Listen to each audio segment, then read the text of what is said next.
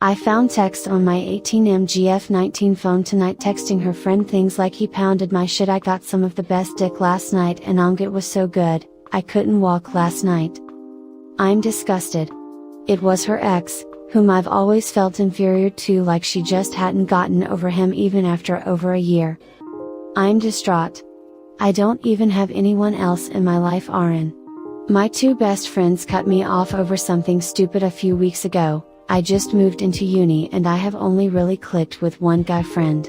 My family and I don't even get along nor communicate much. I lost my confidant, my support system, and my best friend all in one night. She's really sorry. I saw her crying when she didn't know I could see her and she was hitting the steering wheel over and over again. I feel bad, but like the lying and deception isn't new. I had to do it. I told her we're over, but she's welcome to try to win me back or whatever it. But fuck, this sucks. I have mental health issues and so my coping skills are practically nil and I just don't know how to cope with this. I can't eat. I can't sleep and I have class in the morning. I keep picturing the text and visualizing him pounding her and I'm just disgusted. I'm just obsessing over it and it's 4 AM in the fucking morning. Part of me just wants to let it slide if she does show effort at getting me back. I know in a while I'll be okay, but I just don't know how to get from part A to part B. Please help. Edit. Wow. I don't even know what to say. Guys, thank you so much for the overwhelming support. I get a new notification telling me to be strong literally every 3 seconds.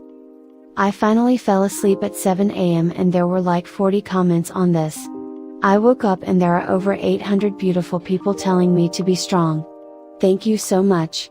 Reddit is such a beautiful place. In the strangest way, I feel really capable of surmounting this today as opposed to yesterday.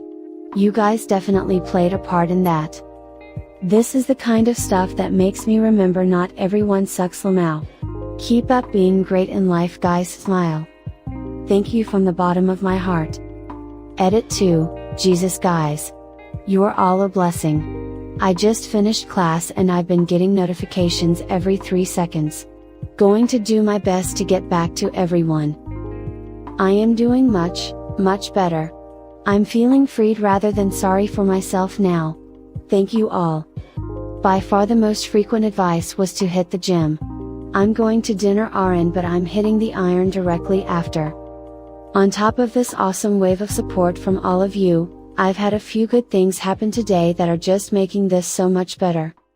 My job app for a $20 an hour job teaching SAT prep was praised for outstanding qualifications. I got invited to participate in drug research here at my school. And my fucking package arrived that I've been waiting on for a week. Also, one of my friends who cut me off reached out to me. I'm doing well, thank you all, you're all a gift, much love from my corner of the internet, you're all worth a platinum in my eyes. Cheers. Edit 3, I can't believe I forgot to say, my EXGF. I did it guys, smile. Thanks for pushing me to stay strong on my boundary, y'all are the best. Top 5 comments. 1. Dude, don't get back with her. The pain will be worse next time she cheats. 2. She's not sorry she cheated, she's sorry she got caught. If she were sorry she cheated, the messages to her friend would be, I fucked up and don't know what to do. I am so sorry. I don't know what happened and not I got fucked by my ex and it was great. She showed no remorse until she got caught. Please don't let her walk all over you just because you are afraid of being alone. You are young, you will find someone. Please use the mental health services available to you, and I know it's old advice, but go find some sort of group activity or sport you enjoy at your college. You will meet people with similar interests and new friendships will develop naturally. 3. Why would you let her win you back? She's fucked, she isn't sorry, otherwise she wouldn't have said those things in the texts. 4. See if your university has any mental health or even basic counseling services, use them. 5. Damn, now you can't take her back. She sent those texts like a day after. No remorse. She's only crying 'cause she didn't get away with it.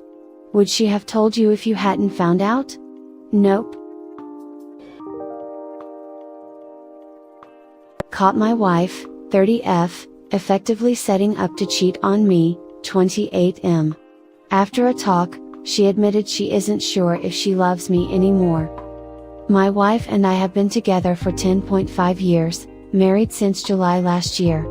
Up until yesterday, I genuinely thought we had what could only be described as a picture-perfect relationship, barely argued, good sex life, pretty much the same goals, no money problems, and we wanted to spend the rest of our lives together. As of November/December last year, she developed a depression that really took hold of her. The big swing came after she was told officially that she cannot have kids. She's sort of known this for a while as she had cancer when she was a child, but this made it official, and her grandfather died. She went to the doctors who diagnosed the depression, booked her with a therapist and gave her some antidepressants. Well, she only saw the therapist for 4 sessions, that was all that was initially booked, but the antidepressants seemed to do the trick. In fact, not only did they make her feel normal again, but it knocked her sex drive into overdrive. So yesterday I was at home, on the laptop. I went into iPhoto to find a picture from a while back, when I came across some pictures she took of herself in underwear. This didn't lead to any initial concerns, as I know she wanted to take some anyway, but they were initially stored in photo booth. However, one of them, of her in her bra, with some nipples showing, had been marked that it had been emailed. My curiosity was piqued. She can't have accidentally clicked email and then deleted the draft, as it said successfully emailed. She wouldn't try and save the draft for future, as it's saved on the laptop. Now, we both know each other's email and Facebook passwords. Not because of any trust issues, but we just ended up knowing them. There were never any problems with this, but with this anomaly, I had to check. So, I went into her email, and found the picture. It had been emailed, as it had said, to a male friend of hers from uni. And the conversation that preceded it effectively said, without using such words, that she was coming on to him. She called herself a self-confessed spankophile, talked about a blowjob that she owed him, in joking terms, but made suspicious by the context. She said she was going on holiday with a female friend to Turkey, and when he asked for pictures, he said that her friend wouldn't be happy with that. But she'll send him pictures of her, but that he needs to send some of him to reciprocate. This was not just a chat with a good friend that just went a little over the line, this was well over that point. I confronted her, just saying that it was marked email and implying that she could have just saved it to drafts, gave her the opportunity to confess or lie, and she lied. We had a long chat, and she admitted that she isn't sure if she loves me anymore, and she's felt like this since November/December. She did say, however, that when she feels like this, she doesn't have any love for anything. This is a symptom of depression, but I need to know how to get over this. I need to know how I can trust her again. I need to know how to stop torturing myself with the thought that if she wasn't so sloppy with covering her tracks, that she would have slept with another man. What do I do? Top 5 comments. 1. I think what it comes down to is this: she has given up. She has lost hope in whatever she dreamed of or wanted to do with you, or herself. And she doesn't want to anymore. This is not something she can articulate yet, it's just a feeling. And she's probably ashamed of feeling it, so she tries to hide it. But the feeling wants out, so it's driving her to do things you wouldn't expect. Usually it's things that you are very opposed of. The obvious example is cheating. My ex also developed a huge interest in drugs and polyamory during that time, things I'm very opposed to. So don't be surprised if she starts doing /liking/thinking about things that you absolutely hate. I have no idea how to salvage a relationship like the one you're in.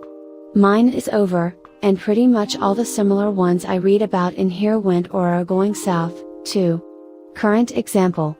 A therapist or really any outside help seems to be a must for anything positive to happen, but usually that's not enough.